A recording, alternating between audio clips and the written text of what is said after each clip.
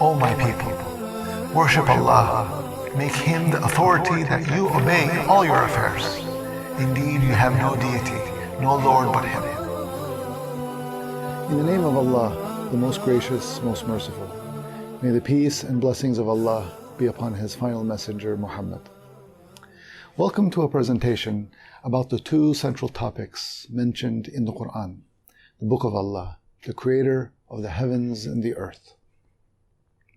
When we read the Quran, we notice that there are two subjects that are given great attention.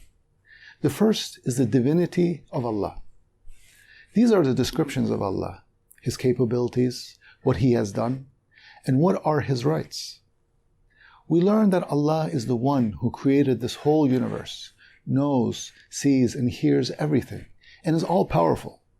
Therefore, He has the right and demands that He be obeyed in all matters. And now, directly related to this, is the second important topic in the Quran, which is how we fulfill our obedience to Allah in all matters, or our servitude towards Allah.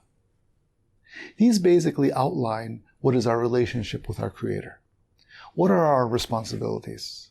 What can we expect in return for our choices in life and our behavior? So we must ask ourselves, why have these two matters been given so much great prominence in the Quran? And why did the Messenger, may Allah's peace be on him, put such effort in trying to install these truths in the lives and souls of the Muslims? Why are these subjects mentioned in the verses relating to the core beliefs of Islam, regardless of whether they were in the Mecca or Medini chapters of the Quran? Allah Almighty knew and taught the Messenger that these two issues, understanding who is Allah and what is our responsibility towards Him, is what separates between the goodness and corruption on earth and in people's lives. Allah also taught the Messenger that he must be absolutely clear about conveying these two subjects to the people. Indeed, not giving Allah His due rights, respecting Him as He deserves, is the greatest crime of the universe. All other injustice stems from the initial crime of not recognizing the great status of Allah as being the one and only deity in the universe. Without knowing the absolute divinity of Allah and applying the consequences of this in life, one cannot remain in the state of honor that Allah created us, nor can the lives and conditions of people remain upright, nor can their souls and morals be amended, nor can their conduct and deeds be purified, nor will their issues be settled between them in a just, honorable, and equitable manner, nor will oppression ever stop oppressing.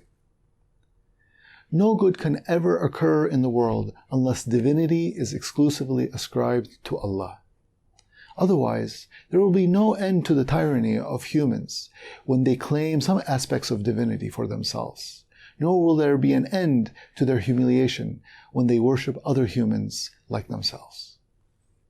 This is the message of Islam to the world, declaring the birth of a new human, a liberated, purified, and honored human who recognizes no deity or sovereign other than Him, but Allah, who worships none other than Allah. This is the truly honored and liberated human being that Islam came to develop. This very message was conveyed with an impressive clarity by Rabi ibn Amr, who expressed it to Rustum, the leader of the Persians. The Muslims and the Persians met in battle, and the leader of the Persians, Rustum, invited one of the Muslims to come and tell him. He asked him, "What brings you here?" So Rabi simply replied, "Allah has sent us to remove whoever He wishes from the servitude of man to the exclusive servitude of the Lord of man."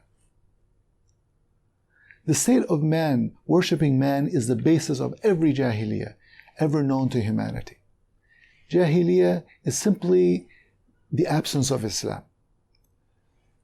This includes those Jahili societies that worship the angels or the jinn, as well as those who worship the stars and the orbits.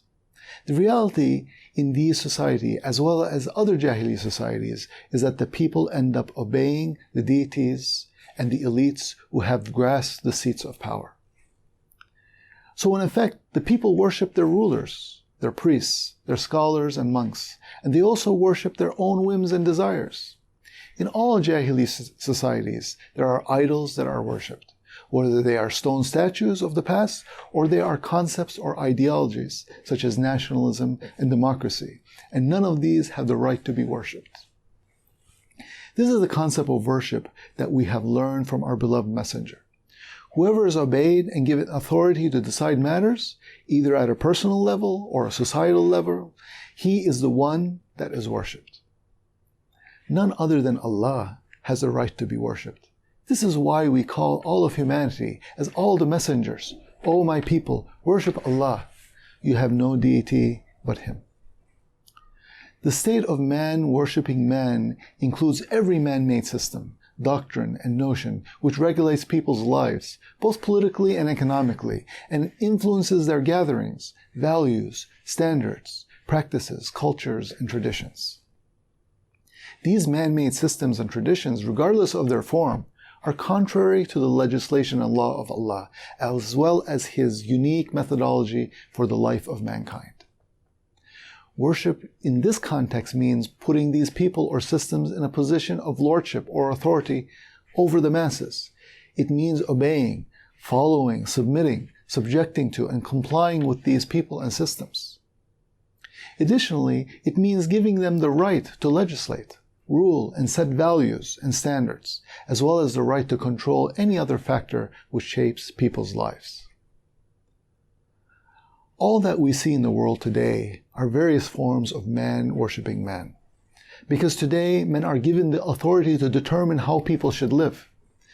Giving this authority to any other than Allah debases the honor and dignity of humanity.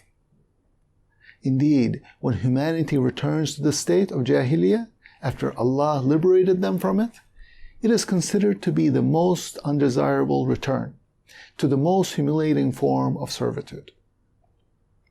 This humiliation also includes one's servitude toward his own whims and desires. Indeed, humans will not be able to free themselves from the servitude towards any of the creation unless they exclusively worship Allah.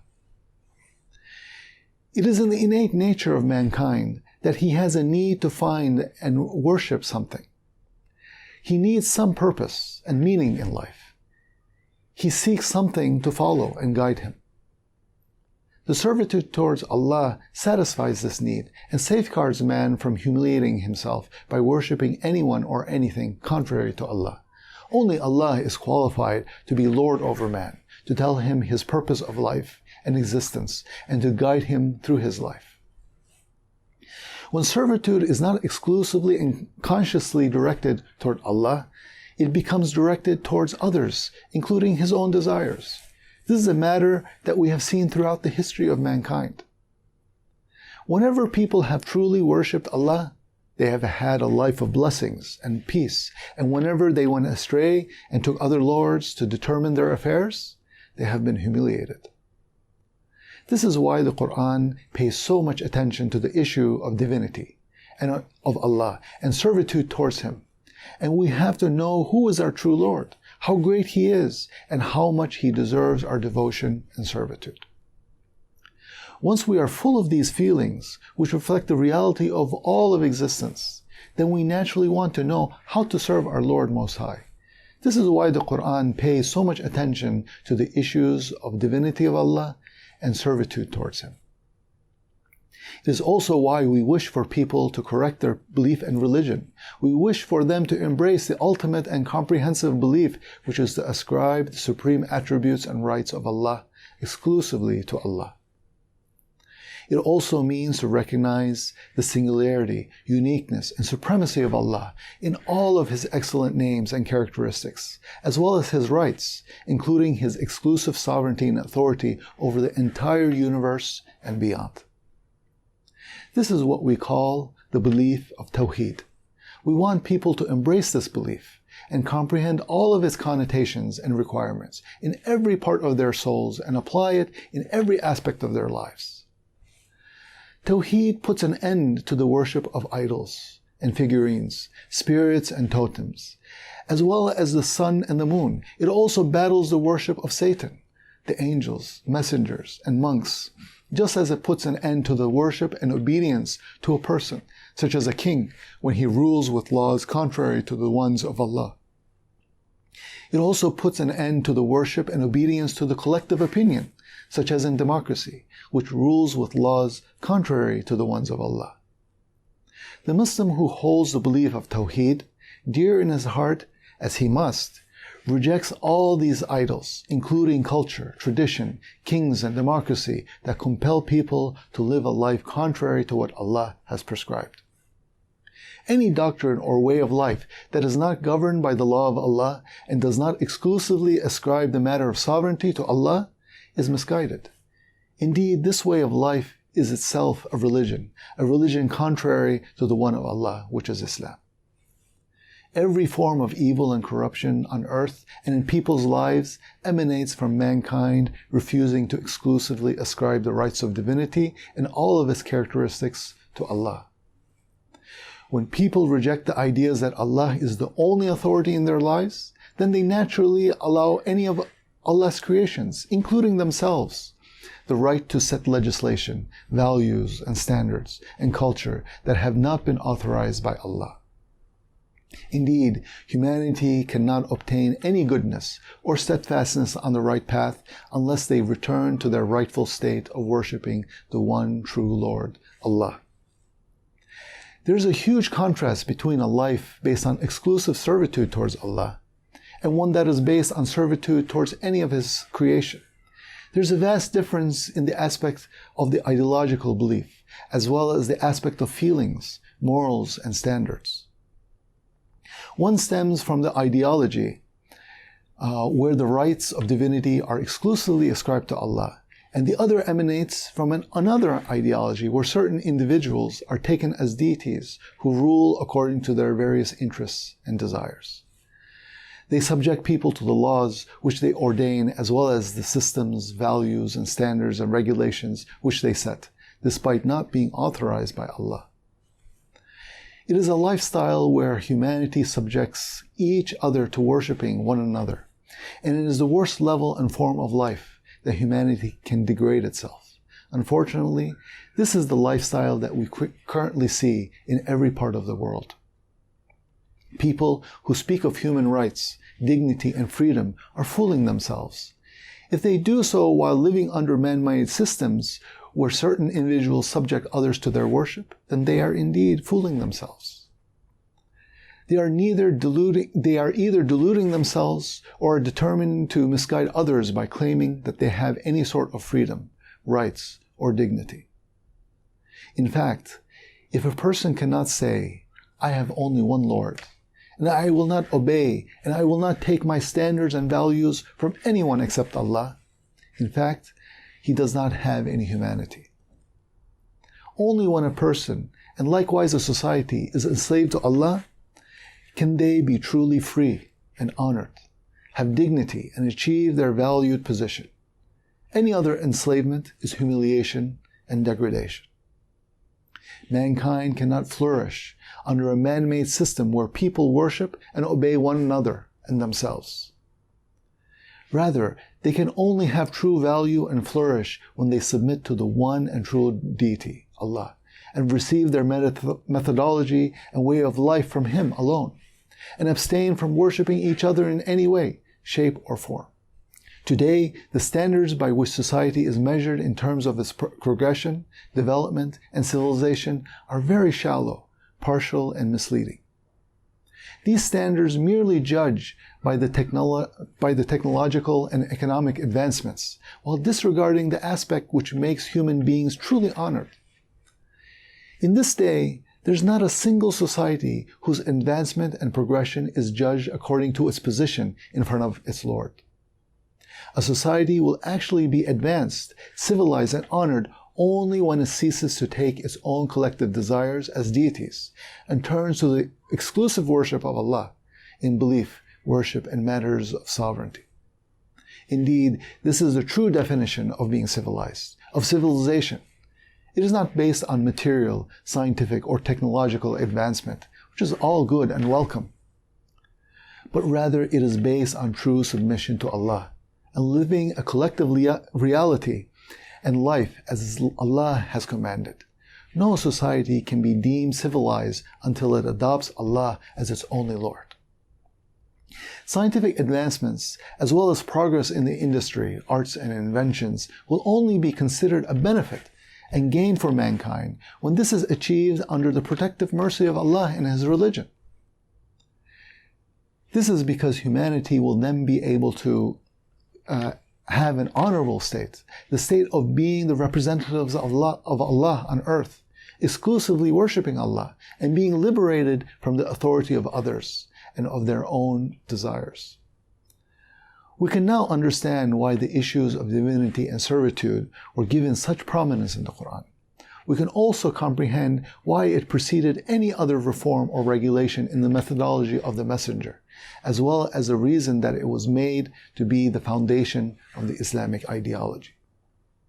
We can also see how these two core issues have been attacked until people have strayed far away and began taking authority into their own hands, issuing standards and customs and laws from their own minds, whims and desires. Indeed, ascribing authority to Allah alone, as He surely deserves, has been made into a strange and backward concept. The Messenger, peace be on him, spoke the truth when he said, Islam initiated as something strange, and it would revert to its old position of being something strange. So good tidings for the strangers. The Messenger has also informed us that there would always be a group of people that held the truth until the day of judgment, and that in the end, Islam will triumph. Has not the time come for people to really submit to Allah, their true Lord, giving Him full authority in all aspects of their lives, from personal to their societies and government, and rejecting all that oppose the full implementation of the religion of Allah? This is why we call the people to the truth that will elevate and honor them and bring them true peace and success, both in this life and the hereafter. We are only inviting to what all the messengers of Allah invited to. O my people, worship Allah, make Him the authority that you obey in all your affairs. Indeed, you have no deity, no Lord but Him. And our final word is all praise belongs to Allah. Alhamdulillahi Rabbil Alameen.